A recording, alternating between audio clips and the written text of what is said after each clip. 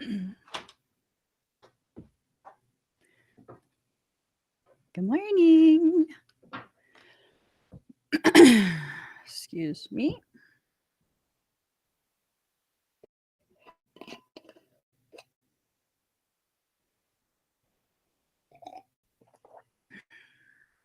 Hi, guys.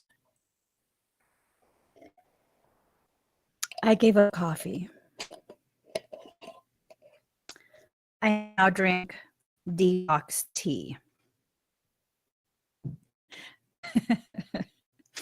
Yum. Detox tea with raw apple cider vinegar. No sugar, no honey, no nothing sweet.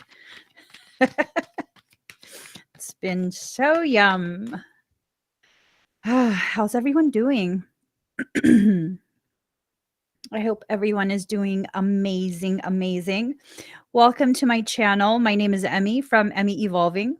If this is your first time joining me, thank you for finding me. If this is not your first time, thank you for coming back. So I'm going to be doing a reading for Pisces, Sun, Moon, Rising, and Venus. Also for your cross watchers. Also for those of us who find ourselves on this channel without any Piscean anything.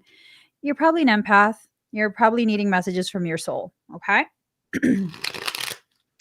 So here I am getting the cards ready for another session of Caca Talk. Another session of Caca Talk. You know, I mean, it's not really a bad thing. It's not really a bad thing. Let's get started though. I asked what this reading was going to be about, and I heard some very specific things. Okay. I heard some very, very specific things. Whew. Confronting what this has become. What are y'all going through? What is it? What is it that's been going on in life that you've been avoiding, and now it is something that cannot be avoided, something that has a potentiality to be very painful, very uncomfortable, and something that just literally can no longer be avoided, right? So what is it? We about to find out. So maybe, carrying forward with that detox conversation we started with a few minutes ago, maybe it's time to detox your life. Like, I had found that I had been avoiding being honest with myself about the state of my health. My health has not been very good lately, just been kind of pushing, and not really taking care of myself in the way that I needed to the point where, in order for me to continue appearing quote unquote healthy, I began wearing under eye concealer.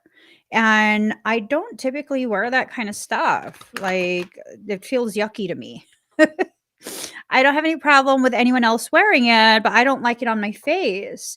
And then, because I have that on, then I have to put like extra bronzer, I have to put extra foundation, and I have to put this and that. And, it became this whole thing of like, I'm wearing a literal mask.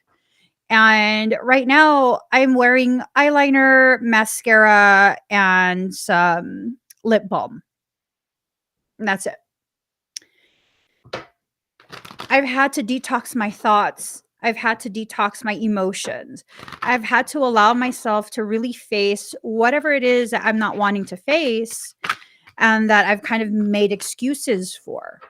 Many of us do this. You're not a bad person if you do this. Many of us do this as part of our coping mechanism.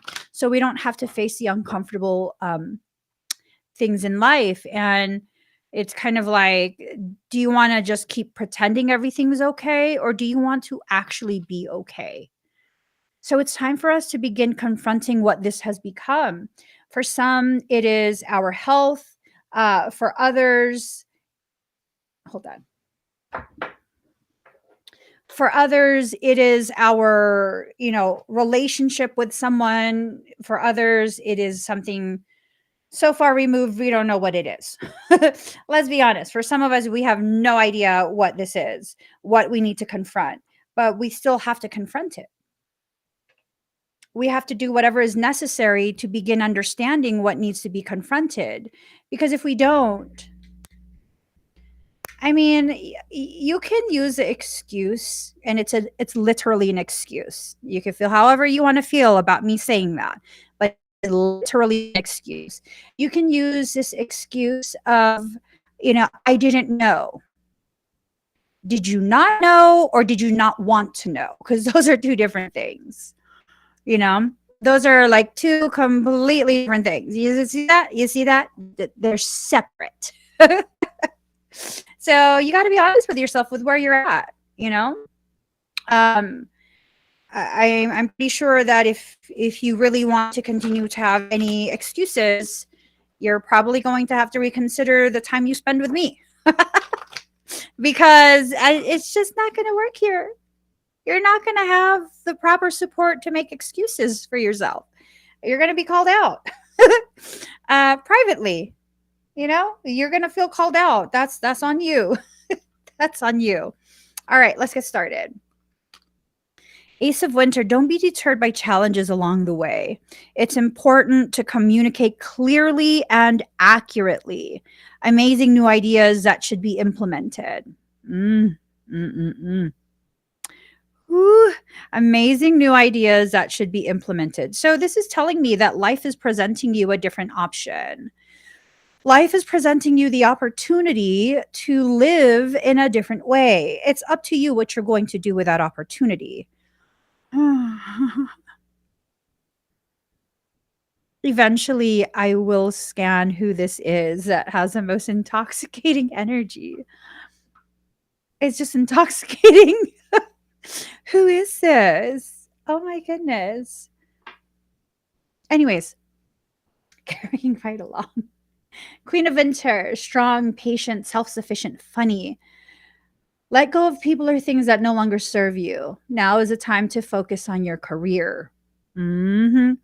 Divorced or unmarried individuals. And I think with that whole sentiment of divorced or unmarried individuals, it has to do with, not just being half of something, being whole within yourself. You know what I mean? Well, I don't know if you know what I mean, but like for me, one of the most amazing things about my marriage is that we are each whole within ourselves. He doesn't need me to like what he likes. I don't need him to like what I like. We like two completely separate things, yet we can kind of, have conversations about the things we like that the other person doesn't like. See what I'm saying? It's amazing. It's amazing to be able to be in the presence of someone who is literally a polar opposite of me and be able to coexist, where I can think what I want to think and he can think what he wants to think. Sometimes, yes, we butt heads. Oftentimes we don't agree on things because we see things in literally the polar opposite, but we are able to exist as autonomous beings. He goes and does his thing, I go and do my thing. He's not spiritual. And it's amazing. It's amazing because I think I would bleh, right? I would vomit if I had to be in the presence of someone who was constantly trying to prove that they are more spiritual than I am. Like the constant spiritual peeing contest. It's just ugly. It's ugly. And this is the thing that we look for. Someone who we can consistently use as a barometer for ourselves. No. There's no way my husband can be a barometer for me because we're so different. We are so different. So then it's not a competition anymore. It's just this coexistence. And I think that's kind of what needs to happen is you return back to a place of being you, just you, not one half of something, not someone else's better half or worse half or any of that, just you. You being you. That's powerful. To be able to return to a state where you being yourself is enough. I mean, what more could you ask for? What more could you ask for in life? To have the freedom to be yourself. Wow, that's beautiful. Yeah. Card number 4, the Emperor. Use logic and structure to increase your success. Get organized. A firm but compassionate leader. And I think that's what you have to be for yourself at this point. A firm but compassionate leader. Allowing yourself to lead yourself out of that space of toxicity. Get out of that pool of toxic water. You're already pickled. Just get out of the water. Let yourself dry off a little bit. I'm serious. Get out of the water. It's not a big deal. I know I don't like soggy bathing suit feeling, but just get out of the water. Don't worry. You're going to jump back in the water eventually. We always end up returning back to our place of toxicity. Oh, it's a fact. It's a fact. We always end up returning back to our place of toxicity. And sometimes it's to re-energize the toxic portions of us. And other times, a little more rare, but it still occurs, we return back to that place of toxicity in order to transmute the water. Ooh. Are you the filter? Be your own Berkey. Berkey gravity fed filters are amazing. Be your own Berkey, okay? Filter your own water. Separate toxic from the fluid. I mean, it's something that can be done. It's literally something that can be done. We just don't want to. What do you want out of your life? I think I ask you guys this every day. What do you want out of your life? What type of life do you want to live? What do you feel you deserve? What's your goal? Do you know the answers yet? Have you just heard me asking the questions and you're still in a phase, a part of your process where you hear me, but you're not actually listening? You're not actually trying to seek the answers for the questions I'm asking your soul. And it's okay if you're there. It's okay if you haven't been actively seeking the answers yet. That's okay. That's a part of your process. But you have to recognize that that's where you're at. Before you can exit it, you have to be able to recognize you are in a place within yourself and your journey where you are not actively attempting to seek out the solution. You carry the solution within you. It's expressed to you through feelings, sensations, dreams, numbers, words, lyrics, random conversation with strangers. Your truth, your guidance is consistently being delivered to you. Consistently. Are you consistently rejecting it, ignoring it? And again, this does not make you a bad person. This conversation we're having is simply to make you aware of where you're at within your journey. No one really knows that answer but you. So start finding your answers. Start getting your guidance. 10 of Autumn, take steps to ensure the financial security of your children or loved ones. Making wise investments or planning for retirement. Honoring family decisions or traditions. Huh. I feel like with this card, it's this sense of what are those family traditions to you? And why do you need to honor it? You know? What are you investing in? Are you investing in yourself?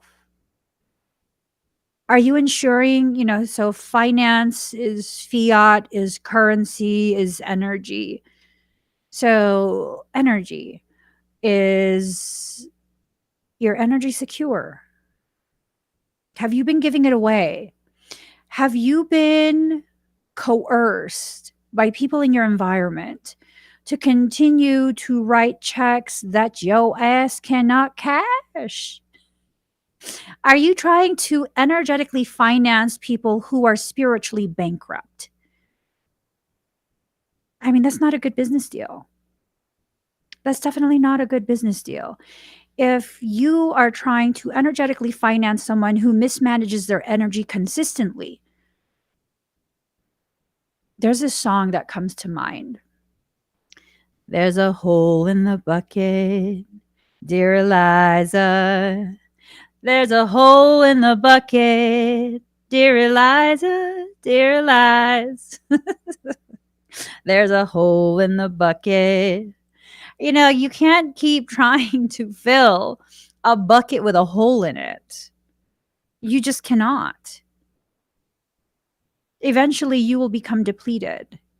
And I promise you, that bucket is not going to turn around and refill you. So, what are you left to do?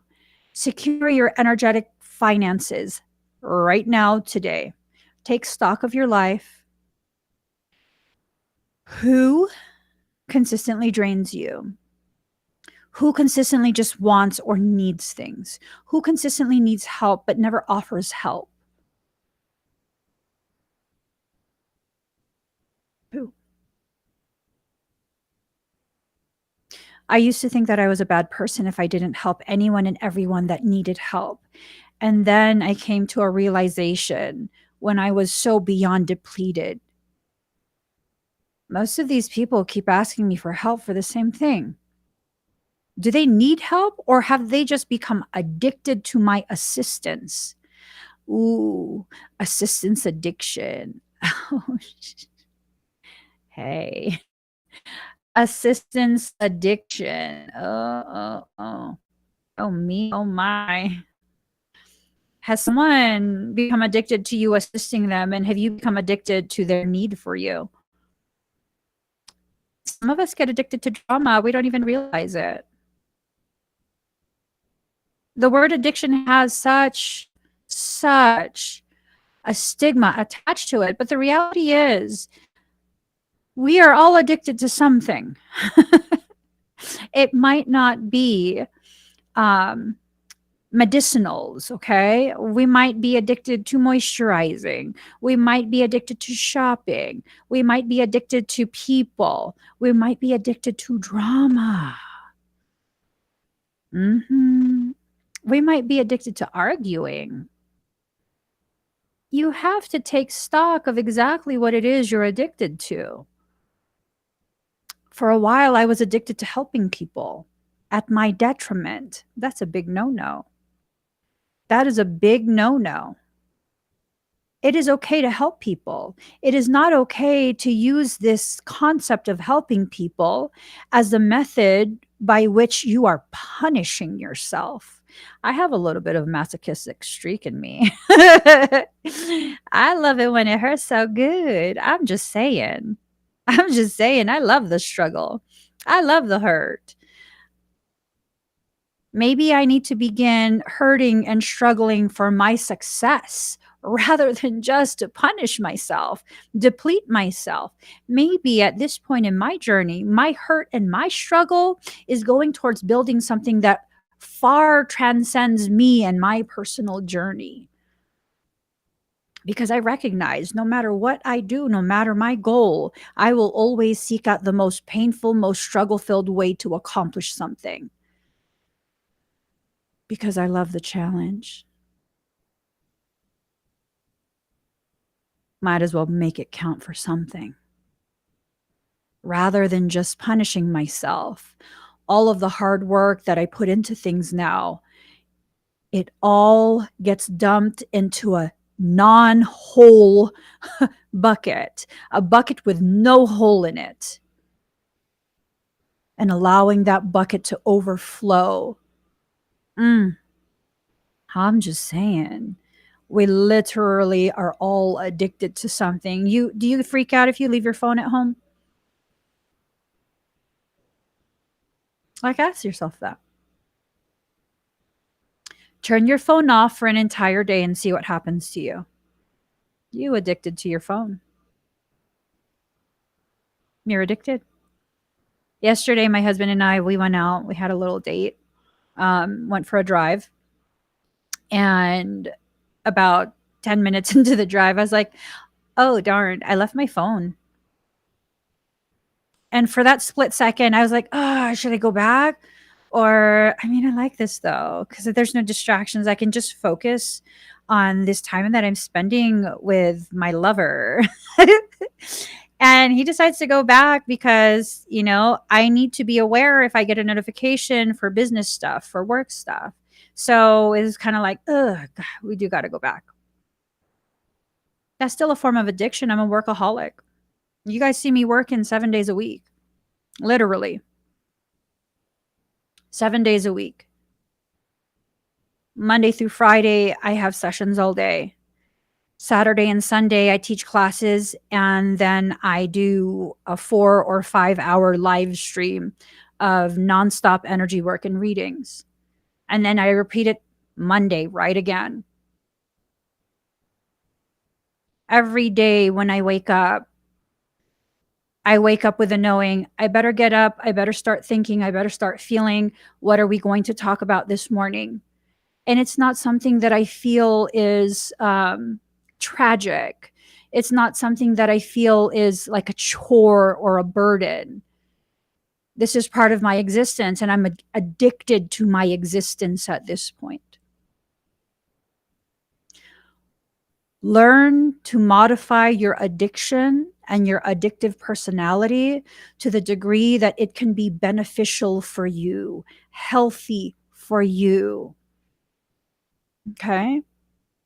Like, be the healthiest version you can be. Not healthy as in, you're going on social media and you're looking at all of these people that are all very, very physically fit. I remember once, I was having this conversation with my sibling. Like, all of my siblings are like bodybuilders, right? I'm like the most unfit one and unfit one. For a while, I was like the most unfit one. And I remember my sibling and his then wife, she's like super fit. She was competing she's an IFFB pro body competitor or bikini competitor. Those are the girls that are like swole, but she still looked feminine, right? And she got invited to Miss Olympia, and like, it was amazing. I'm so happy for her. That was a huge accomplishment for her.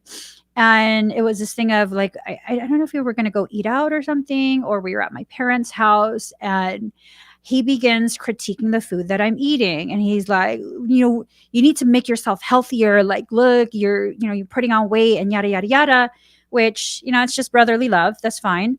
And I turned to him and I was like, I don't smoke. I don't supplement.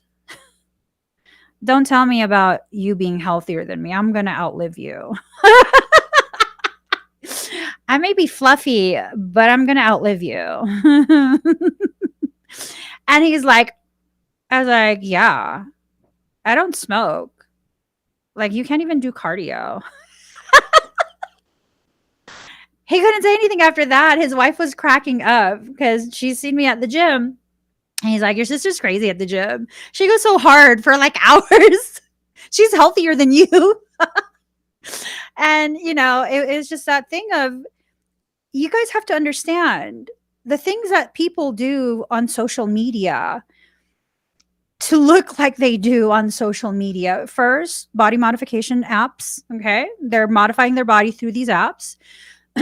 Secondly, in order to be that skinny, if you're not naturally that skinny, you are putting your body into a wasting away type state.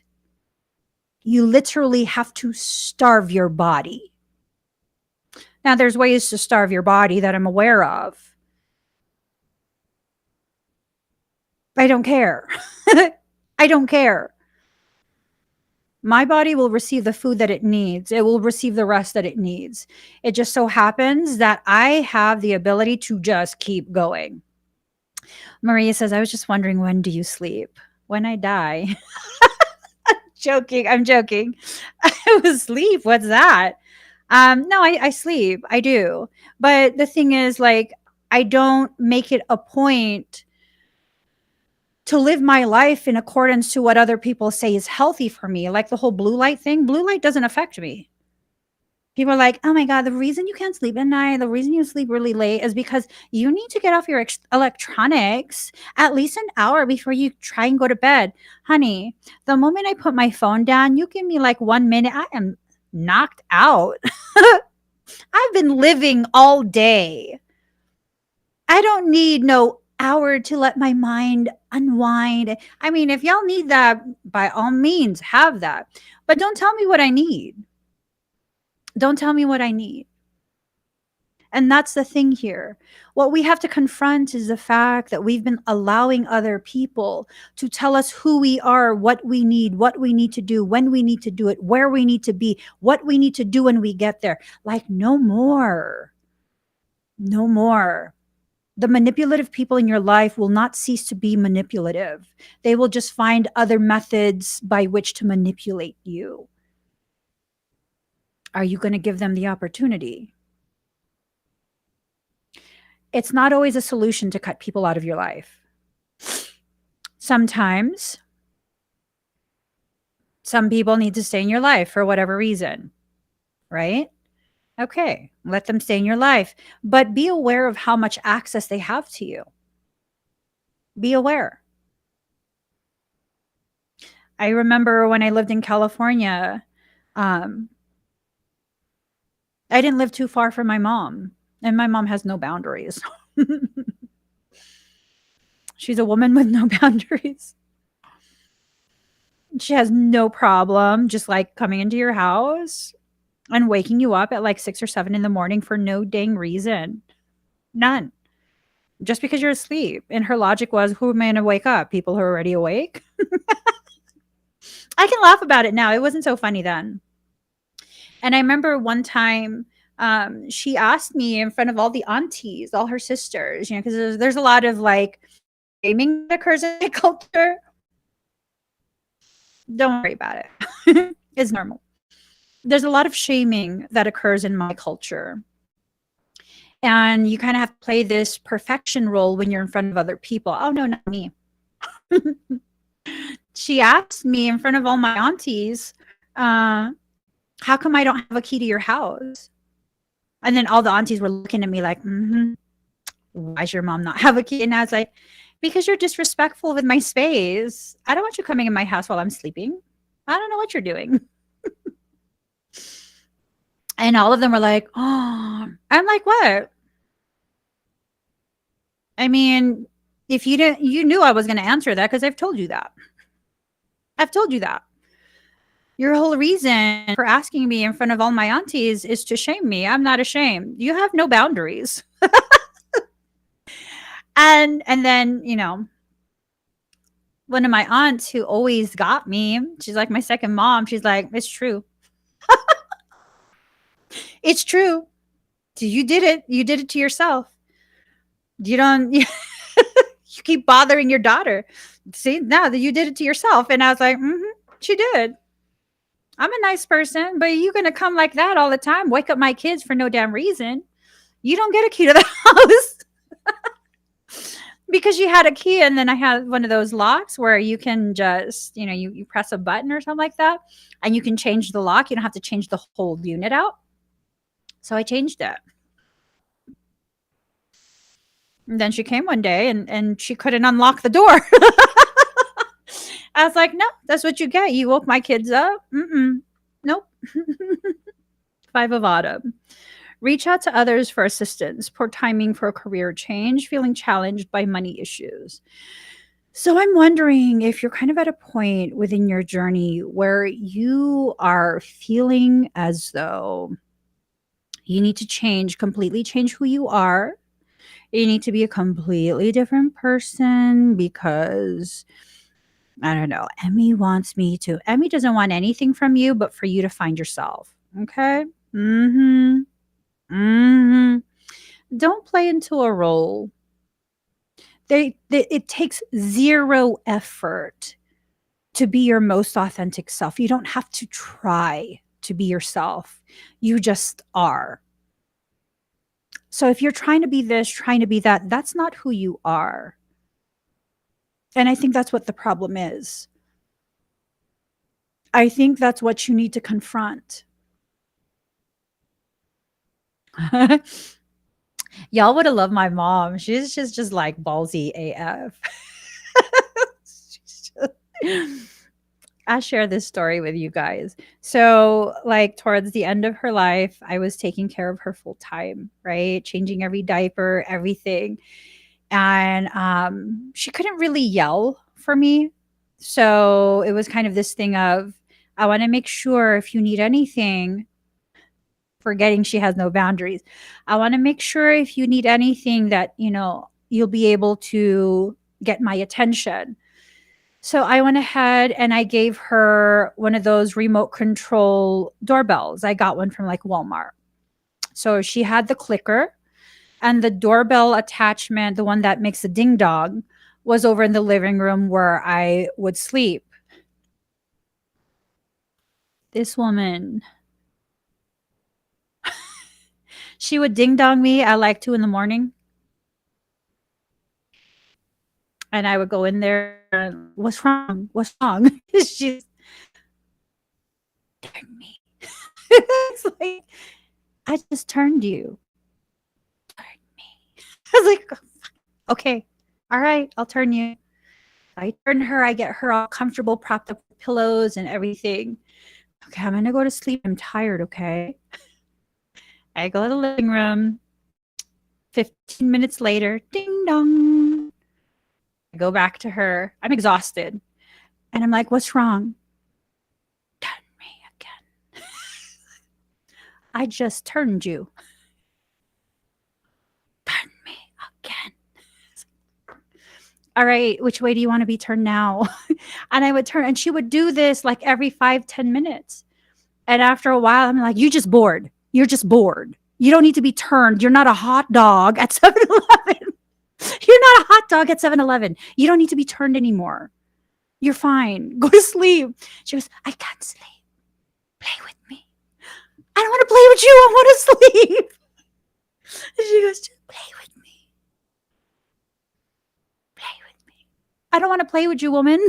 And so she would do this all night, every night.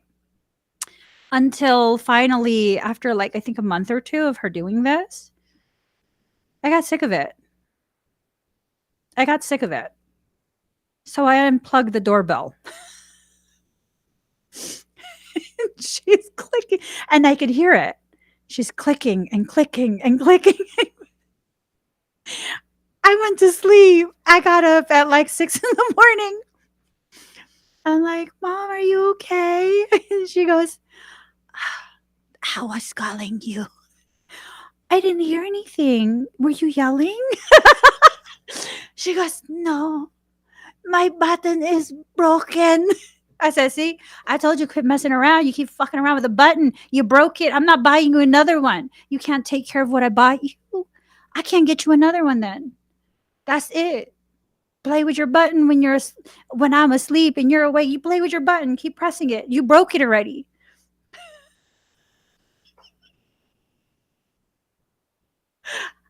I'm sorry, Mom. I unplugged it. It wasn't broken. I unplugged her doorbell. Because fuck that, yo. She didn't need shit. She was just bored. No. I'm not playing 7-Eleven hot dog games with you. I'm not going to keep rolling you every 10 minutes through the whole night. And then I got to work all day. No. Boundaries.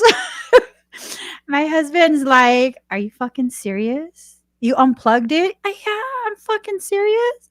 He goes, what if she really needs you? She don't really need me. She's fucking around all night. She's not that sick. And he's like, y'all are crazy. I was like, two can play at this game. Keep pressing the button. The whole ding dong is dead now. I left that shit unplugged. And to like really play it off, I was like, see, you've used up all the battery. You're being naughty. You're being a naughty grandma. And I even changed the battery in front of her, and I was like, see, you broke it. Totally gaslit her. Yeah. Oh my God. Boundaries.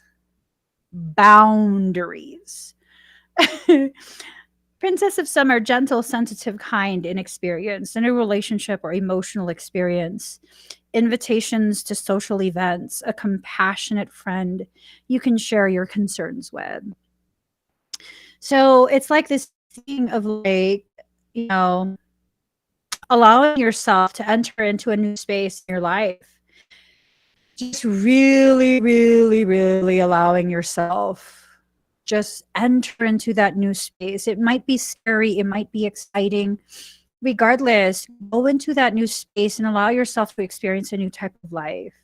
Ooh, Ace of Summer, Ace of Autumn, a windfall of money, advice, or assistance from others, a very successful project, a happy change in your career.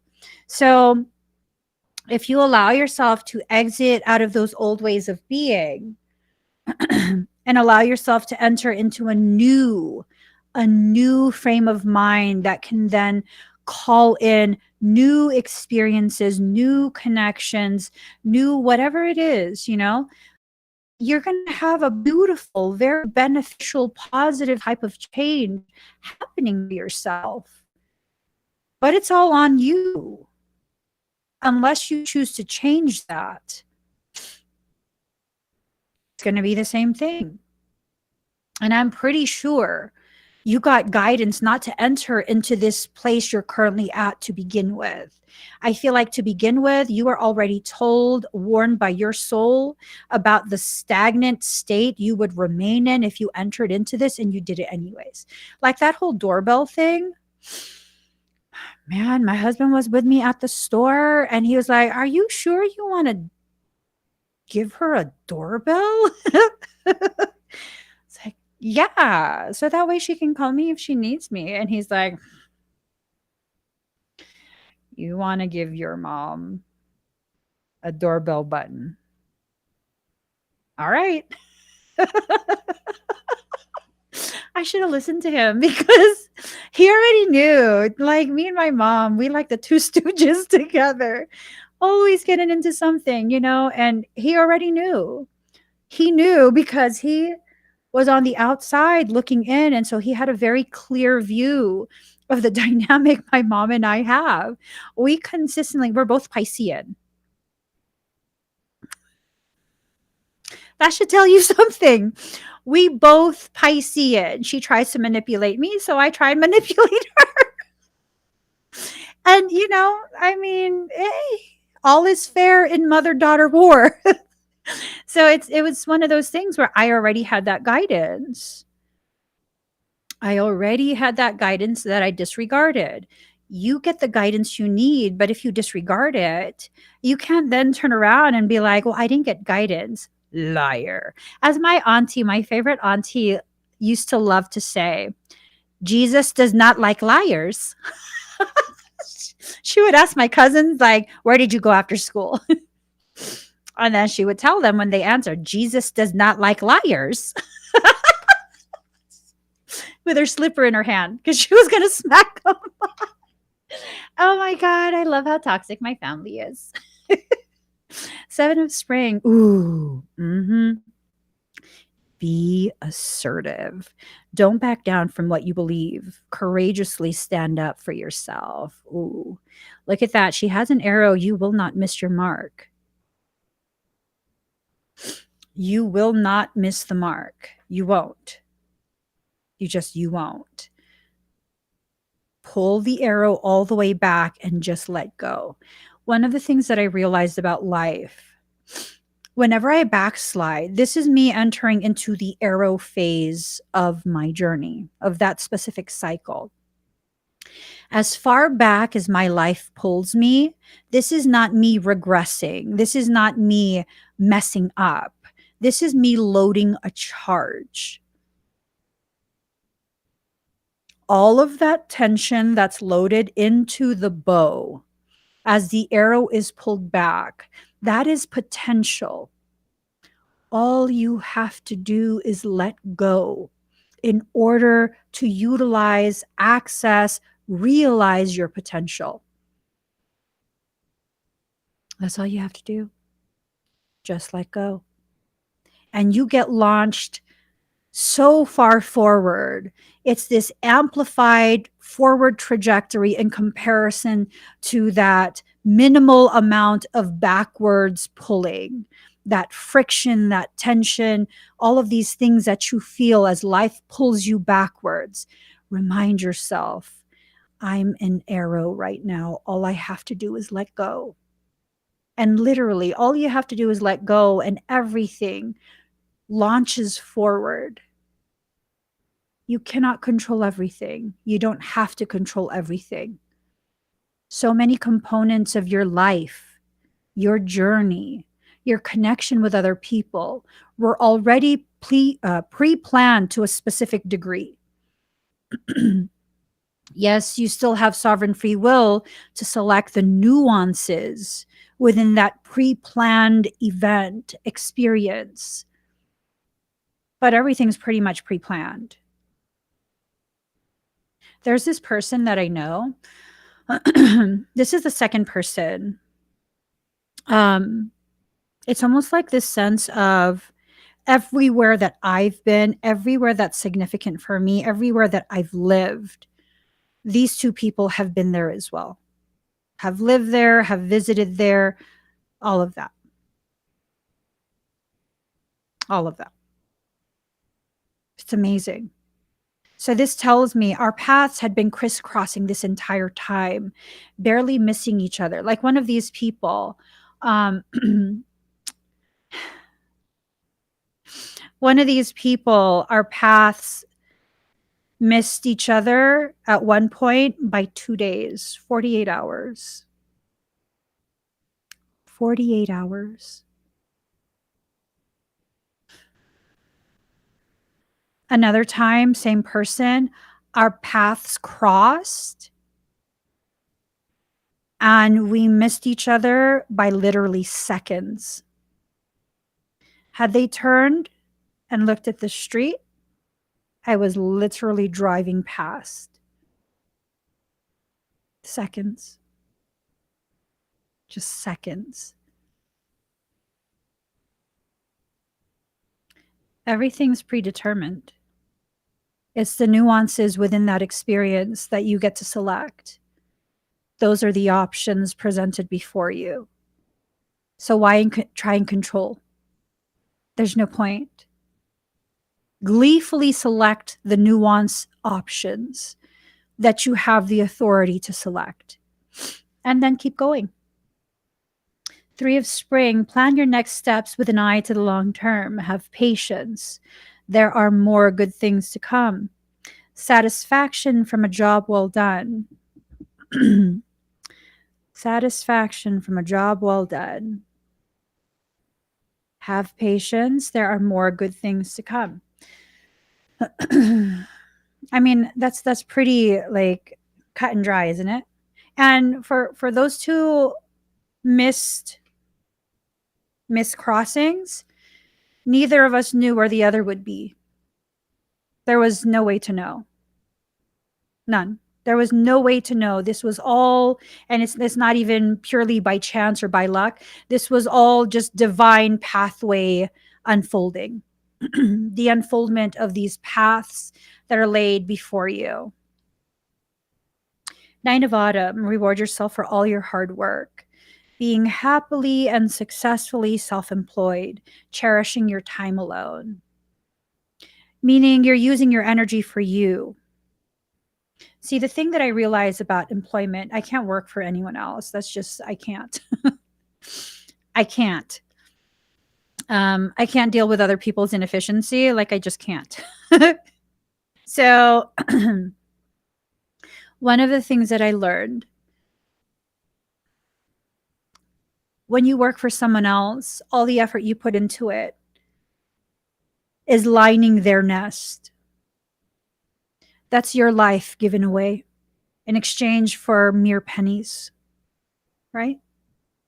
Because when I do work, I mean, I really do work. I really, really go out of my way. Like, this is it. I'm doing it. Why can't I do that for me? The type of abundance that has come in, and I'm not just talking about monetary, I'm talking about abundance in all its forms. The type of abundance that's come in since I've launched this specific company that I have right now has been profound. It's been cathartic. It's helped me to realize my actual value and gravity, the gravity that I naturally hold. It's helped me to realize all of that.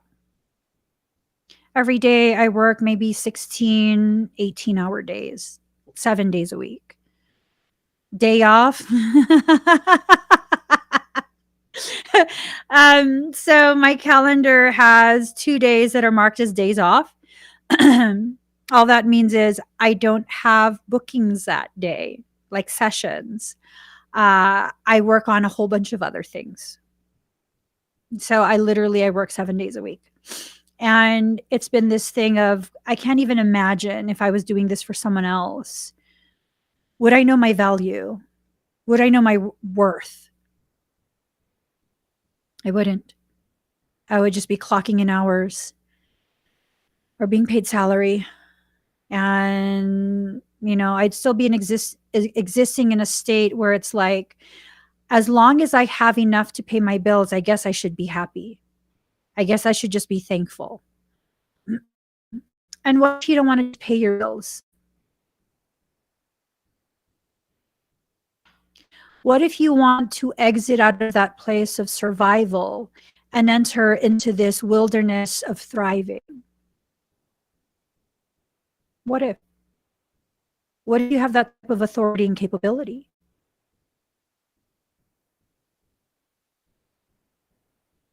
Try it out.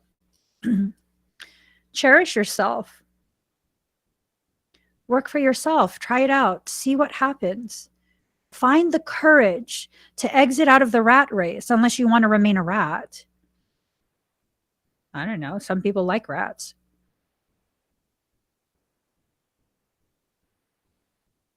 I like to think I'm not a rat, that I'm a human being capable of so much more than simply being in a race that's not even mine.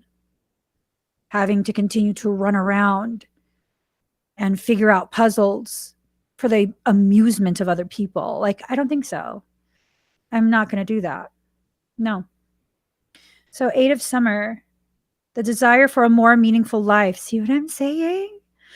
Realizing that it's time to move on, choosing to make major life changes. It's time. It's time.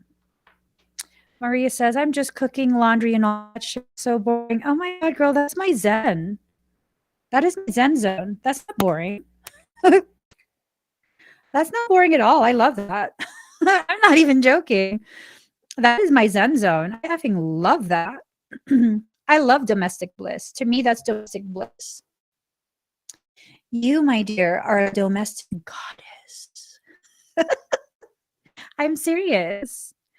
That's domestic goddessness. I would do that all day if I could. Shoot, that's a goal right there. Hell yeah. I love being at home and just cooking and cleaning and taking care of children. I effing love that. That's where I thrive. I'm not even joking. Mm, mm. I love that so much. Like, one of the most satisfying things is to see my children growing and thriving and knowing that they learned everything they know from my husband and I. It's an amazing feeling. And my children are so ridiculously intelligent. It's ridiculous. I told you guys, like, my youngest, when there was snow one time and he like kind of slipped just a little bit. He didn't actually fall. He goes, "Oh my God, I almost got concussed." I was cracking up.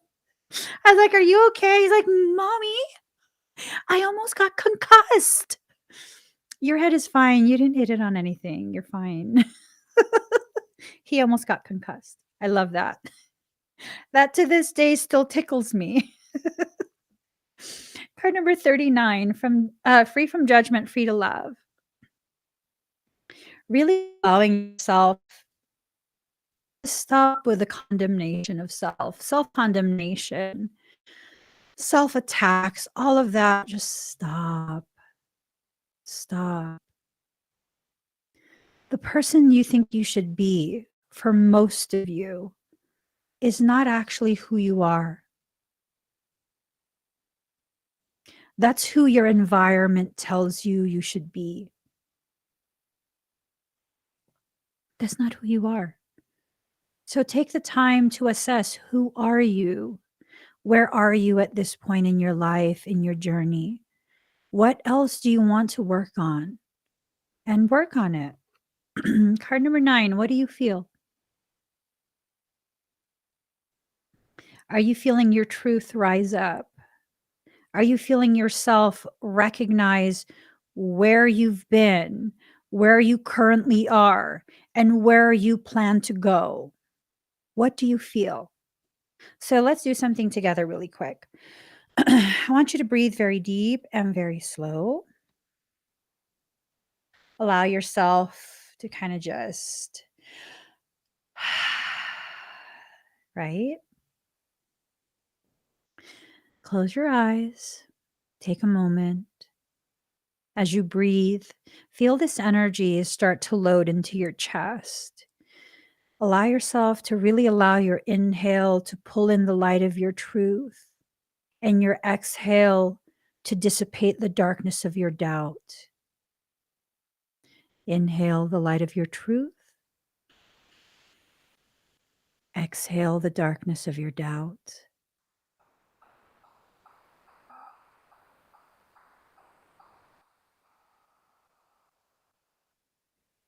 Inhale the light of your truth.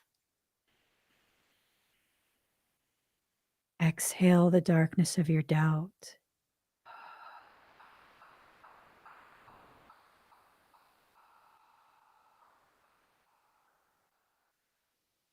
Continue breathing very deep and very slow.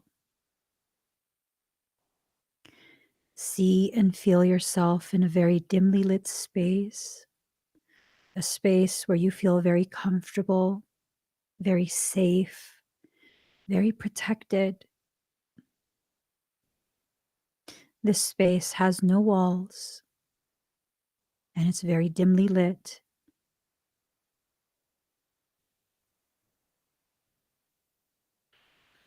Notice a small little light in the distance with every breath you take, and make sure these breaths are very slow and very deep. Notice how this light comes closer and closer and closer. And every time you breathe and it comes closer, allow yourself to feel your truth returning back to you.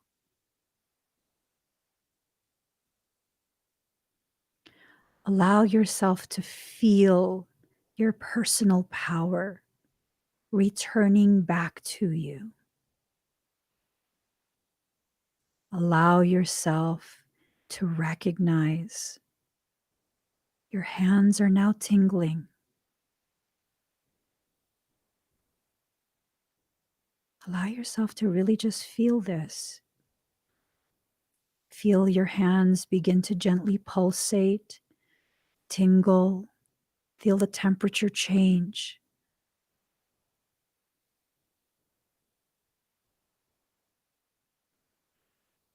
Take a moment to really experience this. That feeling in your hands, that's your truth and your potential in the palm of both your hands. You've always had a grasp on the gravity and potentiality within you. Now is the perfect time to remember, the perfect time to do something with it, to choose differently. You have that power. You have that authority. You can choose whatever you want to choose. And if what you choose is to repeat the same patterns, just own the decision. That's all you have to do.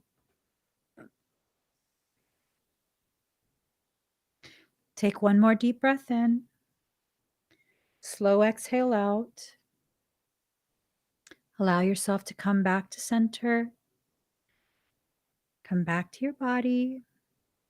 Rejoin me in this space that we share.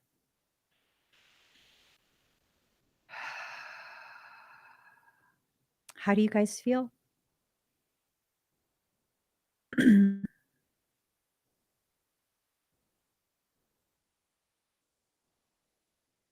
You guys feel good?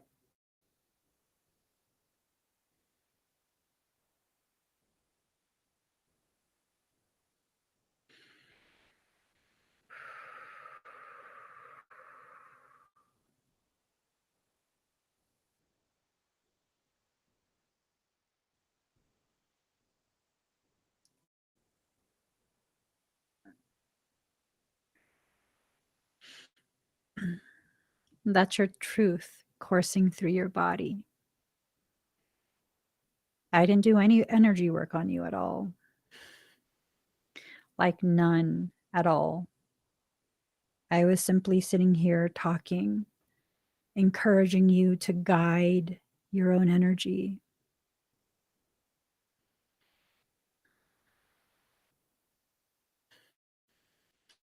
Y'all, I just remembered I'm supposed to be offering you guys a very, very affordable basic energy course. I'll get that situated. I have to look at my schedule. Um, it's really up to you what you want to do with your potential. It's really up to you how you want to handle your truth, your abilities, all of that. You have that kind of power. You have that authority over yourself, over your life. It's a beautiful thing when you can remember it. It's a beautiful thing when you can have a visceral experience to remind you, to confirm. And the most beautiful thing is when you actually begin to live it. It's up to you, though. If you want to live it now, you can. If you want to wait until later, you can do that too. There's no right or wrong. There are simply choices that need to be selected. There's no right choice. There's no wrong choice. There are just choices. Make your selections and watch your life unfold. The worst thing you can do is allow yourself to stay in this stagnant space where you're not choosing anything. You're allowing other people to control your energy, to exploit you, your kindness, your generosity, all of these things. You don't get any brownie points in heaven for allowing people to exploit you. That's the reality of things. Okay. You don't get brownie points by condoning other people's malignancy. You don't. That doesn't earn you points for your soul to enter into the space of heaven. You're a resident of heaven. That's where you came from.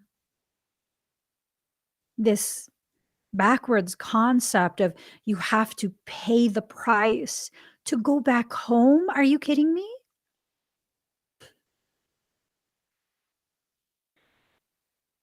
If someone told one of my children years from now that they had to spend their entire lives working to be worthy to come home to their mother, to their father, do you know what type of hell I would create? Baby, you want to come back home, you come home. You need me to buy the airfare, you need me to pay the gas, you let me know how much and where to transfer it. That's the God I know. That's the God I know. I don't know about y'all, but the one that created me is not charging me some sort of price to come home. You are a resident of that divine space. You live there. That is where you were created. You don't have to pay any prices to go back home.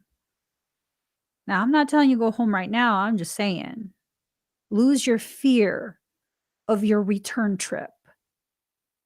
Lose your fear of that. It's a free ride all the way back home. All right. So direction sigil in reverse, everything's been turned upside down. So turn it right side up. It is simple movement. That's it. That's it. Simple movement. All you have to do is allow yourself to experience simple movement, and it becomes a very beautiful experience for you. Dark interference in reverse. Is it interference or is it our focus? That's hard. I found too many people want to blame parasitic things, parasitic situations for a lot of the situations they create for themselves through the choices that they select. A lot of people use the concept of demonics as some sort of crutch to explain away behaviors that really are the person. I once had someone who was in a very heated conversation with me. They came to me because they were wondering if I could do a parasitic extraction on their boyfriend. For those who are not familiar with my work, I do parasitic extractions. It's a trademark term that I own. What is a parasitic extraction? It's a scientific explanation of an exorcism. I'm an exorcist for my day job. Who would have thunk it? I do exorcisms for my day job. That's a large bulk of my sessions. And the thing is, it was this conversation of I think my boyfriend is possessed and he needs help, and that's why he gets physically aggressive, right? She didn't use those terms, but that's what you're saying. And I was like, no. um like, I need to be honest with you. um yes, they do have a parasitic situation. They are infested. But also, parasitic things cannot create new characteristics. They can merely exploit what already exists. If I'm not naturally someone who has the capacity to become physically violent, a parasite cannot then cause me to become physically violent. It has to already exist within you in order for it to be available for exploitation by parasitic things. And that's that. That's that. Whatever's going on, it's already existed within you. It's been an issue that's been going on. If you want to say that you're having an issue because there are dark things, blah, blah, blah, blah, blah. I don't know. I don't know. I don't want to just very easily dismiss what you're trying to communicate, but I will listen. Um, but primarily what I've noticed is people don't want to take accountability. Now, that's not everyone, though. Okay. Those of you who have been with me for some time, you guys are very quick to be like, okay, what part was exploited? Did I let it in here, over here? Was it this interaction, that interaction? Was it that day when this, and this happened? Like, you want to know so that way you can recalibrate yourself and make sure it doesn't enter again. But for general terms, most people are like, oh my God, like, what? No, there's no way. How did that happen? No. Oh my gosh, they did that to me. It's like, we have to take accountability for what we allow to be exposed, exploited. Okay. Right. Ocean Lover says amplification versus causation. Yes. You are the causation that leads to the effect that is amplified by the parasitic. You select the causation that leads to the effect that is then amplified. That's about taking accountability. It's not your fault, but that is the progression of it. Receiving sigil, receiving in reverse. So this means not only are you not allowing yourself to take in what is rightfully yours, you are also not allowing yourself to maintain your energy in your space, because when you receive, it's like being received in a cup, right? And when that cup is in reverse, it's being emptied. So, have you been emptying yourself? Have you been allowing yourself to become depleted? And in that is your reasoning of allowing yourself to become depleted. Does that tie into this belief? Maybe it's not a recognized belief yet, but many of us have this belief that if we allow ourselves to be depleted, whoever we depleted ourselves for is now obligated to then deplete themselves to refill us. That's not how it works. That's just not how it works. Your decision to deplete yourself is your choice. It doesn't then obligate someone else to empty their cup in order to refill yours. That's like backwashing, isn't it? Like, I'm going to pour into your cup, and then we're going to take your cup and pour into mine, and then I'm going to pour into your cup. That's the commingling of energy. That's the backwashing of energy. I don't know.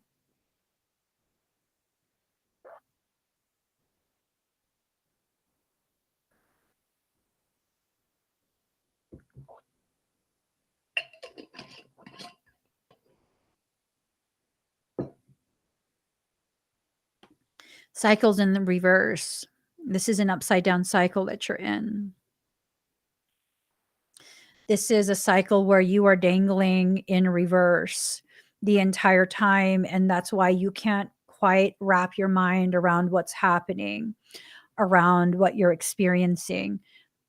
If you're not going to make any choices that lead to the rectification, rectifying this upside down position, you will continue to experience the same thing.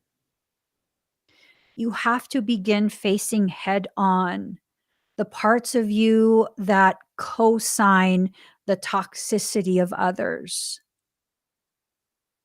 You have to. There's like no way around it.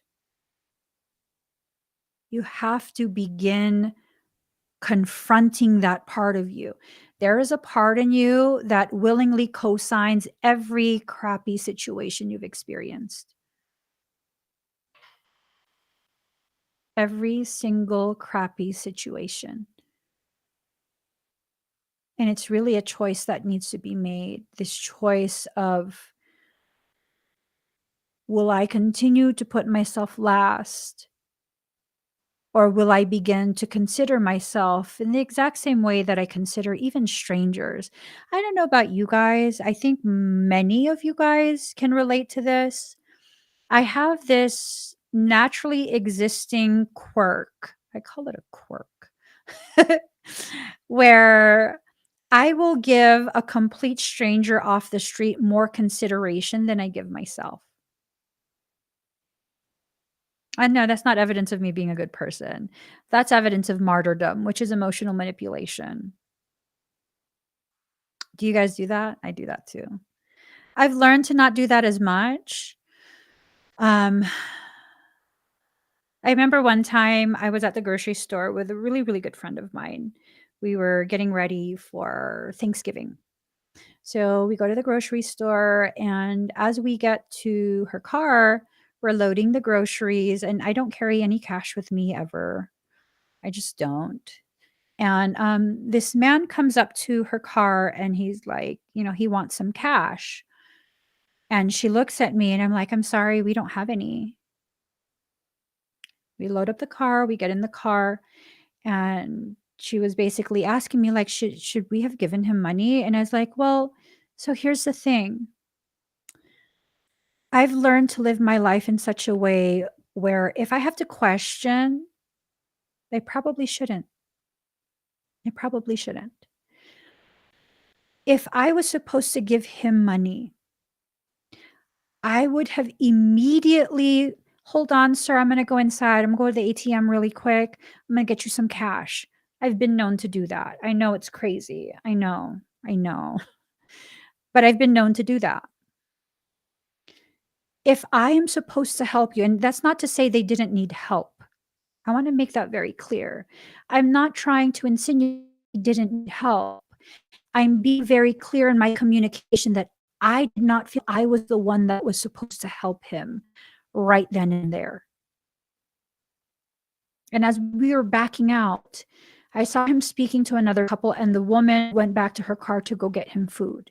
So maybe they had something that needed to occur between them, that couple and that man. But that's the thing, okay? My heart knows who I am supposed to help and who I am supposed to simply acknowledge in order to maintain their dignity.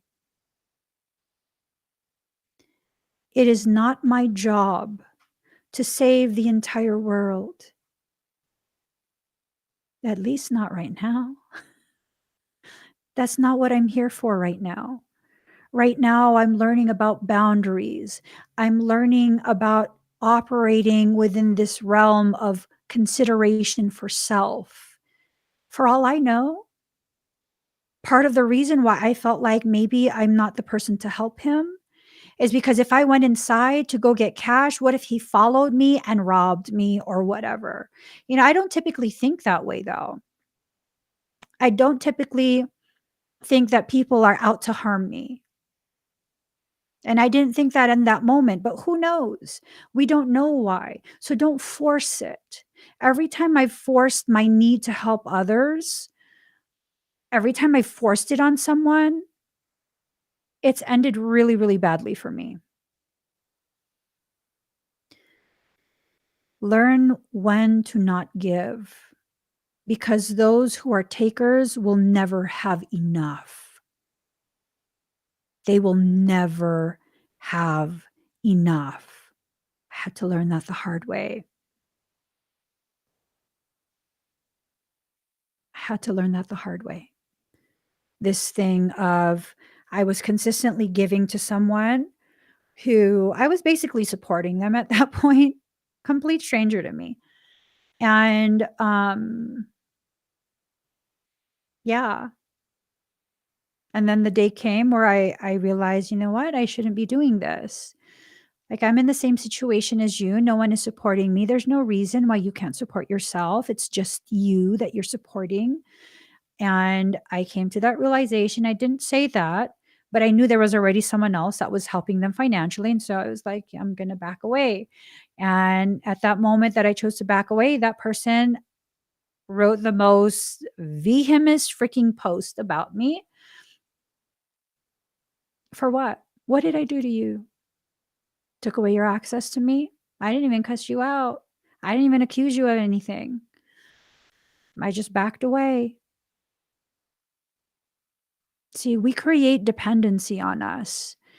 And I found that a lot of times when you have this habit of creating a dependency for you and your assistants, it's because you're afraid that if you don't do this, people won't make space for you in their life.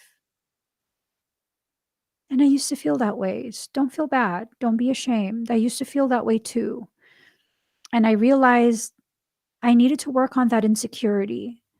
That if someone can't just be in my space because they think I'm a good person, then they shouldn't be in my space. I shouldn't have to pay to exist beside you. I shouldn't have to give and give and give to the point of me depleting myself in order for you to agree to allow me to exist beside you. We are not the same people, and I need to find my people. That's what I learned. That's what I learned. It's okay for me to recognize you and I are not the same type of person. And in that recognition, that frees me to then move forward and cultivate my space for the people who are like me, which is all of you guys. Now I found my people because I cleared my space of all the takers, the ones who never could receive quite enough. Every once in a while, I'll still get a message from these type of people. Because when I disappear, I don't usually cuss people out or tell them what's wrong or any of that. I just quietly disappear. And, it's this thing of like, I hate to tell you, you met me during a period where I was very insecure with myself. and I was overgiving. I'm sorry for being emotionally manipulative in that way.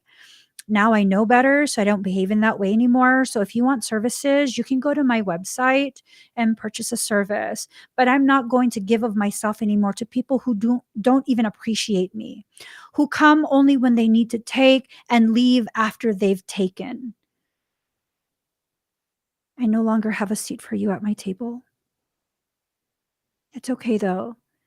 I'm not worried about you because I know you'll never starve. Why? Because you're a taker. If I don't give to you, you're still going to find. Why? Because you'll find someone else to convince to give to you. So it's not about me not giving to you because I want to punish you. It's me realizing you never actually needed me.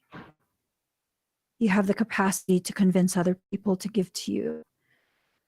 So please kindly leave me in my peace. I have nothing left to give. Nothing. And it's okay. It's okay for you to get to that point. To get to that point where it's like, whoo, I gave too much. Dang. I created dependency. Dang. Now it's time to correct the dependency. Things naturally have to come to an end. Okay? They naturally have to come to an end. Those cycles that you were in, no more. Card number 36, the trap. So it's in reverse. There's no trap. There was never any trap. The only thing that trapped you was your own perception and decisions. That was the trap.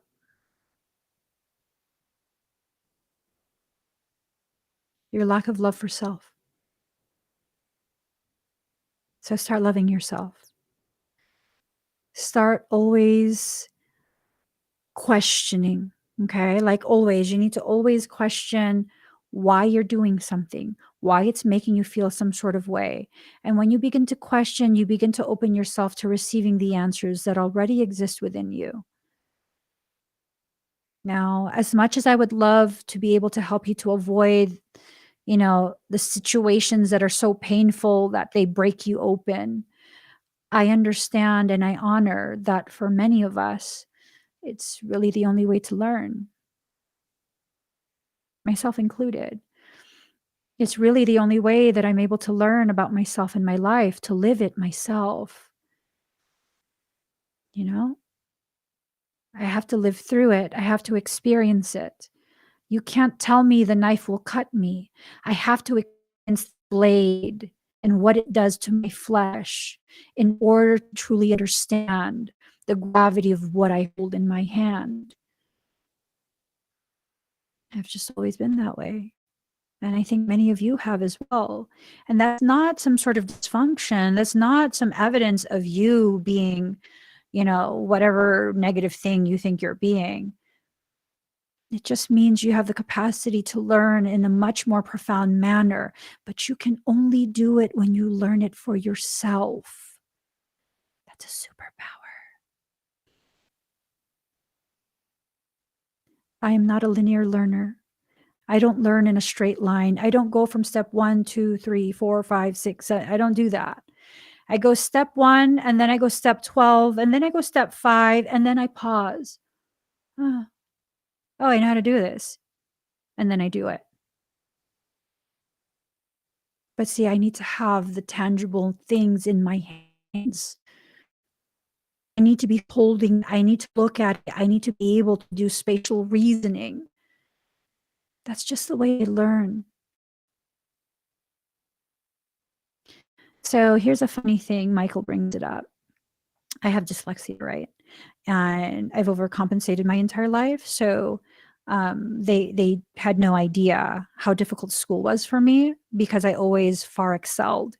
And it's this thing of my dyslexia helps my spatial reasoning. I'm able to move an object in my mind the whole 360 degrees, and I can visualize it internally, externally. As long as you let me hold it in my hand for at least a few seconds, I can visualize all of that in my head. But I need the physical item first. I knew there was more than just me. I knew there was more than just me. See what I'm saying? You're not alone in the way you function. But see, society would tell you you're alone, you're broken, this is pathology, this is disease, this is evidence of your brain not working properly. And to all that, I say, fuck you and sit down. You don't know shit about me. I could outthink you any day of the week with only a fraction of the components that you need to make sense of something. I'm just saying, y'all need to become rebellious to the people who try and convince you that you are less than what you actually know yourself to be.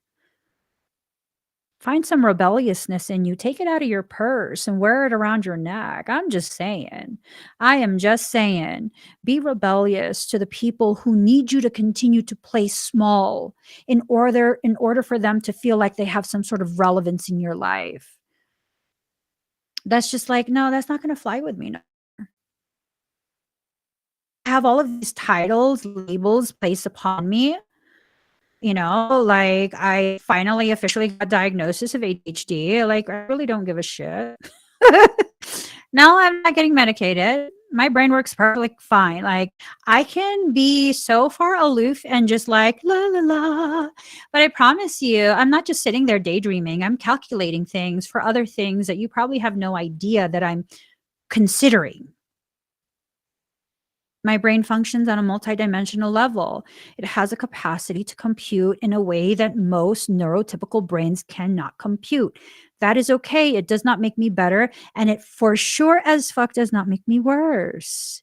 It just makes me different. That neurodivergence is the next step in human evolution. And if it's that next step, you could never possibly reasonably expect science and medicine that's still in the dark ages, really. Just because they have fancy gadgets doesn't mean caca. It's still in the dark ages. They could never, ever keep up with the way my brain processes. They just can't. They can't. And they need me to believe that I need a specialist to tell me I'm broken. I'm not. I'm not broken. I'm fully functional. I'm not broken in any way. A little bit chaotic. A little bit hard to follow because I do boop, boop, boop, boop, boop, boop, boop, boop. That's how I think. That's how I think. That's okay. There's nothing wrong with that. It's not a pathology. I exist exactly as the way I was meant to exist. And it's time for you to begin recognizing all of this as well. You were so perfectly designed that modern science can't seem to quantify it. That's like asking science to prove the existence of God. Not saying I am God. I'm saying I was created by God. You expect limited human perception to be able to explain the grand and divine design of God? That cracks me up. That really cracks me up. Anyways, so I want us to take a moment to really go back to that feeling that you felt when you were holding your potential in the palm of your hands. I want you to really, really feel that. Return back to that feeling. Carry it with you through the rest of the day. That's beautiful, Veronica. Veronica says, 2 years ago, so far, I have chosen cannabis over pills. That's beautiful. That's progress. And I'm here to tell you, you can progress even further than that if you want. I mean, you can stay where you are right now. That's progress. Beautiful. You've achieved something that you've set your mind on. But there's also a way to not have to be dependent on cannabis either, for comfort. I mean, I'm not against cannabis, don't get me wrong. But there's a way to exist and be able to exist without dependency on anything, anything at all, where you can feel whole, where you can recognize in a very clear, very powerful way the potentiality of you. Now, I want to make clear, I don't feel like you have to stop cannabis if you don't want to. No one has to stop anything if they don't want to. There's a plant called kratom. It helped me get off pain meds. Kratom is also good, but be careful with kratom, Brandy. It can cause dependency, and it does have a toxicity level. So be careful with kratom. What's important here, though, is to recognize the progress that each of you have made. Okay. There's a progression that you're making, and that has to be celebrated. It has to be celebrated. And there's a lot of stuff that goes on within us where it's like we accomplish something major and then we then eventually cease to celebrate it. Although there's a next step to it, celebrate where you're at right now. It's a beautiful thing. You've accomplished a lot, you know?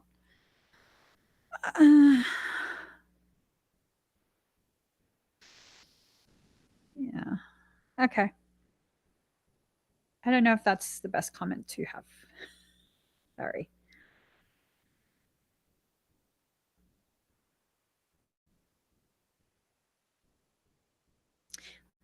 Yeah. I mean, kratom is natural and everything, but it has far more side effects than cannabis. And some of that involves toxicity and addiction, full on chemical addiction. For those who don't know what kratom is, clearly Brandy knows what she's doing for herself, but just make sure whatever is read in the comments, don't just take it at face value. You have to do your due diligence and seek as much information on that before you start any type of supplementation. Okay? So, just make sure you guys are aware of what you're choosing. It's nice to be able to share, all of our stories and what's helped for us personally. But I just want to make sure everyone does their due diligence. Okay. Yes, I want to take a moment to celebrate Alexandra again. She's not the first person that I've helped to do this, but we got to give her an extra kudos because she's someone who lost her fear of sharing things that most people would probably feel very ashamed to share. They would feel like there's a stigma attached to the sharing of their accomplishment.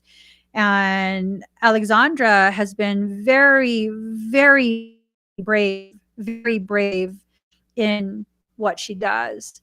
Oh, Brandy. Brandy says, Emmy helped me get off meth, actually. She doesn't know it, but being here helped me.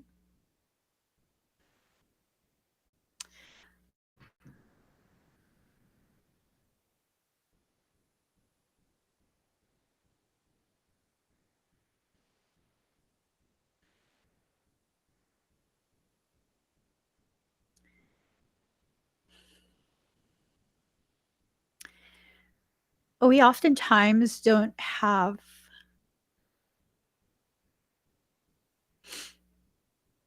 the slightest idea the ways in which we affect other people's lives. Even if you don't know, show up, be a beacon of truth, encouragement, divine support.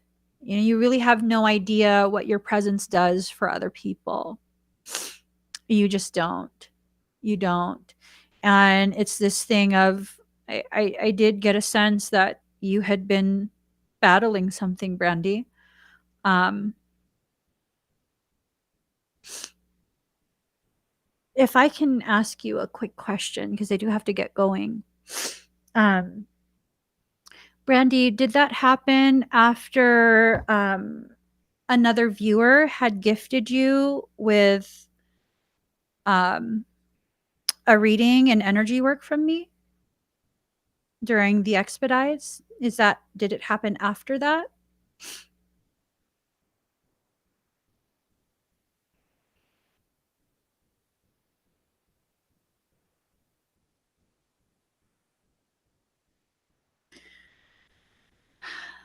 So I knocked out the live stream.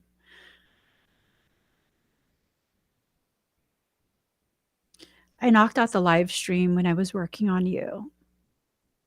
The recording ended. I killed the whole house Wi Fi.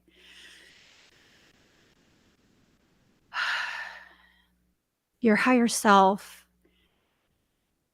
had asked me to do something for you. I capped off all your receptors and purged your entire system. I was worried when you wouldn't come back. You didn't come on the live. You were knocked out, right? You had fallen asleep and you couldn't wake up. You didn't wake up till the next day.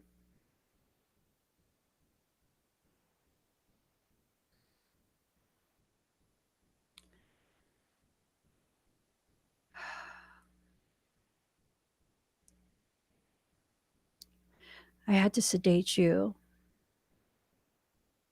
in order to prevent a seizure. It was a rapid detox that I performed on you. And I reconstructed all of your energetic systems and encrypted all of your layers so that it couldn't get back in.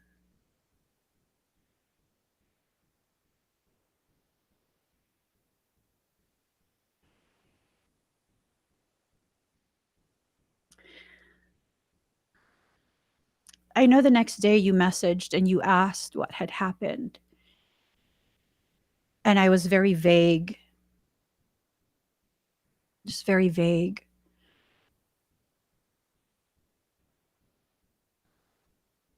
Your higher self told me not to say so that you would have an opportunity to choose a different way on your own terms. I capped all your receptors to block out meth.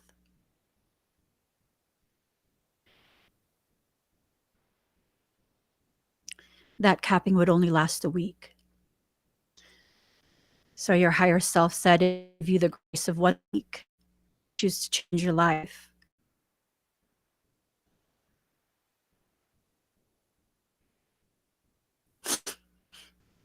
And you did.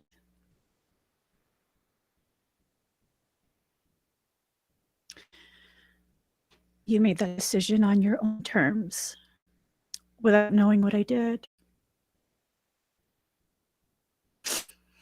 Part of me feels badly because you had a right to informed consent. I was doing what your higher self was asking me to do. But still, you had the right to informed consent as a human being in a human body, having a human experience. And the only reason I complied and didn't say anything was because your soul told me that if I let you know, that it would cause you to falter and it would cause you to self-sabotage. So I've wondered all this time how it affected you. And thank you for letting me know.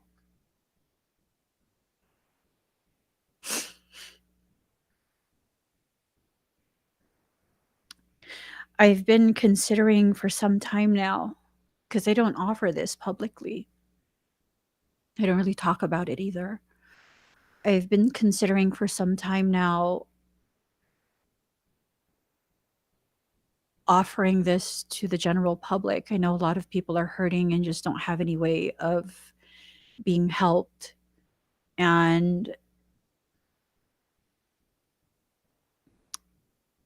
Who knows? Who knows? I've hesitated because it sounds kooky and crazy, and I don't want to be seen as a novelty, as some sort of show pony. Um,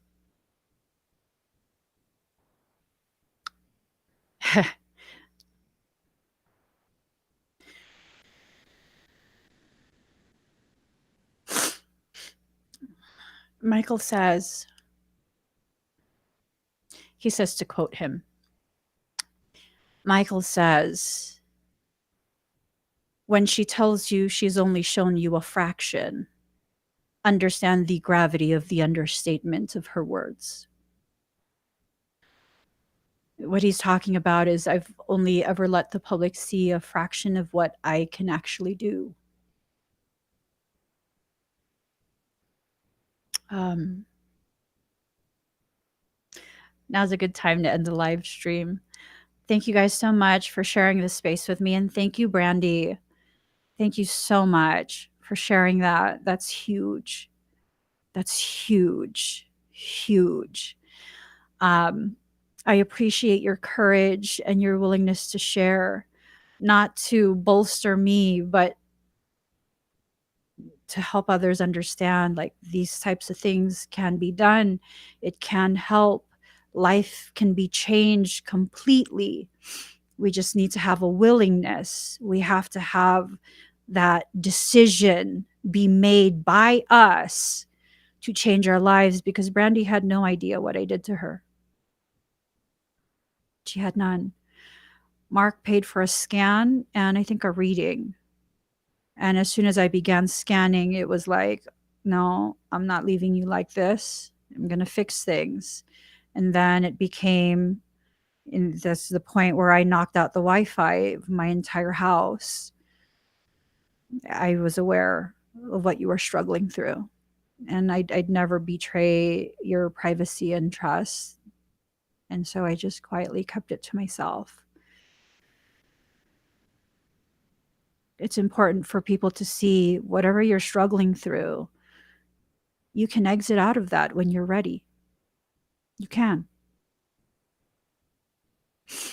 Brandy's not the only one. Alexandra's not the only one. There's a list too long to remember of how many people I've assisted with rapid detox.